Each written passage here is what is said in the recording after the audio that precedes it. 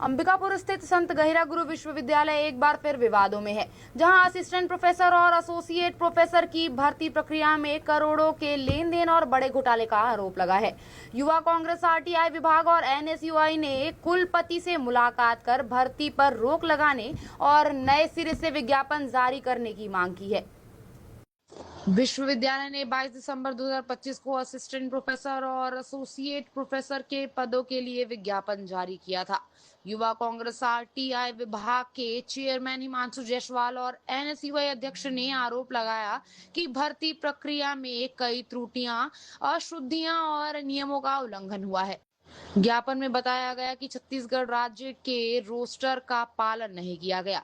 यह बात सूचना के अधिकार में विश्वविद्यालय ने खुद मानी है। धारा 52 लागू होने के बावजूद बिना कार्य परिषद की अनुमति के पद निकाले गए।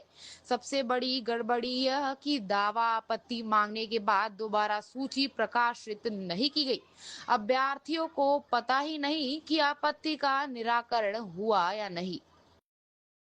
देखिए, आज हम लोग संत गहिरा गुरु विश्वविद्यालय के कुलपति से मुलाकात किए और जो इन लोगों ने 22 दिसंबर 2025 को इन्होंने जो 24 पद के लिए विज्ञापन जारी किया था, जो एसोसिएट प्रोफेसर और प्रोफेसर के पद के लिए, उसमें बहुत सारे नियम विरुद्ध का जो प्रक्रिया की गई थी, उसको हम लोग अवगत कराने के साथ ही बोले कुलपति को कि ये नियम विरुद्ध जो काम आप कर रहे हैं, इसको तत्काल रोक लगा करके इस भर्ती प्रक्रिया को निरस्त करें और पुनः विज्ञापन जारी करते हुए जो छत्तीसगढ़ राज्य का रोस्टर है, जो इसमें पालन नहीं किया गया है, और हम लोग सूचना का अधिकार लगाए हैं जिसमें उन्होंने साफ उल्लेख किया है कि इसमें रोस्टर का पालन नहीं किया गया है और 24 पद में एक भी महिला सीट इन्होंने नहीं दिया और कह रहे हैं कि नहीं, महिला सीट कम पदों में नहीं होता।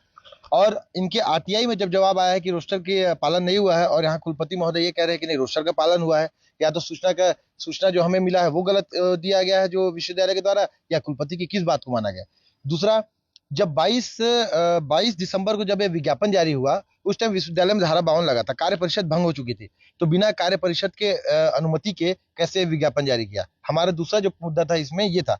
तीसरा ये था, जब इन पदों पे दावापत्ति मंगाई गई, तो जब सारी चीजों की विज्ञापन से लेकर के फॉर्म सारा चीज विश्वविद्यालय की वेबसाइट में जब उपलब्ध है, तो दावापत्ति के बाद दूसरी सूची क्यों नहीं जारी की गई।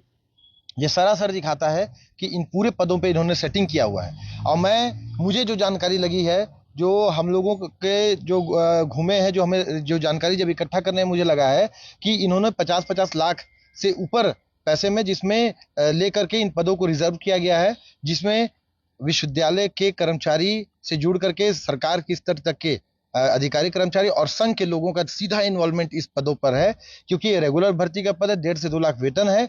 और जो 2-3 नाम है जो हम लोग के पास आए हैं, कोई प्रिया राय करके है, कोई झारिया जी है और एक समन नारायण उपाध्याय, जिनका होना लगभग तय है इन सूची में। अगर ये इंटरव्यू नहीं रोकते हैं तो इनका लगभग तय है। और मैं आपको एक पैनल का और नाम भी बताता हूँ, जबकि ये इतनी बड़ी भर्ती प्रक्रिया चल रही है और इस भर्ती प्रक्रिया में जो पैनल आता है, जो इंटरव्यू लेगा और जो फाइनलाइज करेगा, वो पैनल का मैं आपको लॉ पैनल में इन्होंने 3 लोगों को बुलाया। हिमांशु पांडे जो हरि सिंह गौर सागर विश्वविद्यालय से आए हैं, रजनीश सिंह है बीएचयू वाराणसी के हैं, और DP Gupta Bundelkhand college of law. आखिर ये कैसी गोपनीयता है कि ये तीनों नाम भी आज शहर में चल रहे हैं, कि ये 3 नाम आ रहे हैं जो इतने बड़ी भर्ती प्रक्रिया को अंजाम देंगे। तो ये सीधा सीधा इसमें बहुत बड़े पैमाने पे खेल है, बहुत बड़े पैमाने पे भ्रष्टाचार है और सरगुजा के छात्रों का पैसा का ये वीसी और कुलपति मिल करके खाने का काम कर रहे हैं। और यहाँ से लेकर के ये अन्य प्रदेशों में जिस तरह से इनकी पैसा जा रहा है, उसका भी हम आने वाले समय में खुलासा करेंगे। अगर ये इंटरव्यू नहीं रुकेगी तो हम न्यायालय के साथ साथ राजभवन की ओर भी जाएंगे और इन पूरे भर्ती प्रक्रिया को निरस्त करने की मांग करेंगे।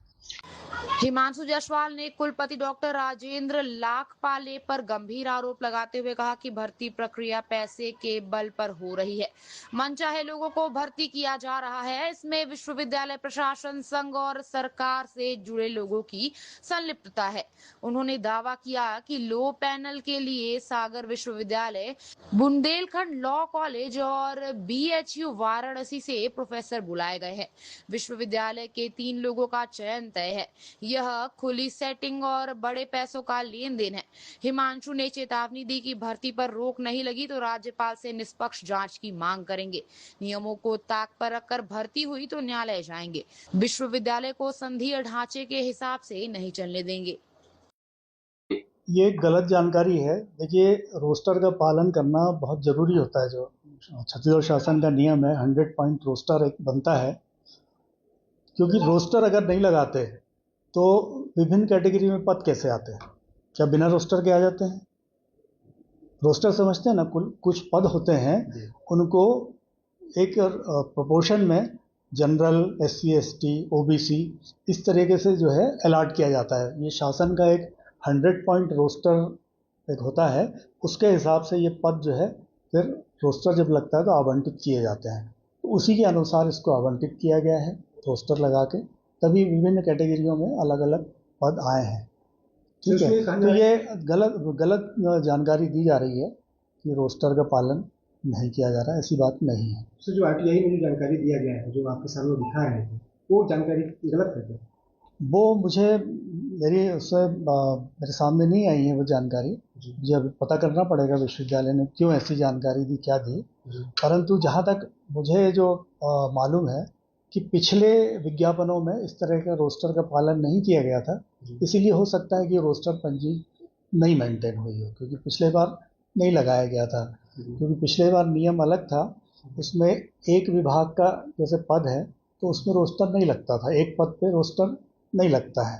परंतु बाद में कोर्ट का निर्णय आया कि जो टोटल पद होते हैं उनको माना जाए पद और उस पर रोस्टर लगाया जाए। कितने पदों पर भर्ती हो रही है? अभी हमने 26 पदों का विज्ञापन निकाला है, जिसमें प्राध्यापक हैं और सहायक प्राध्यापक हैं और सह प्राध्यापक हैं, ऐसे 3 कैटेगरी है। इसमें 26 में जैसे इनका कहना है कोई महिला कैटेगरी जी, तो उम्मीदवार को मौका नहीं दिया गया जी।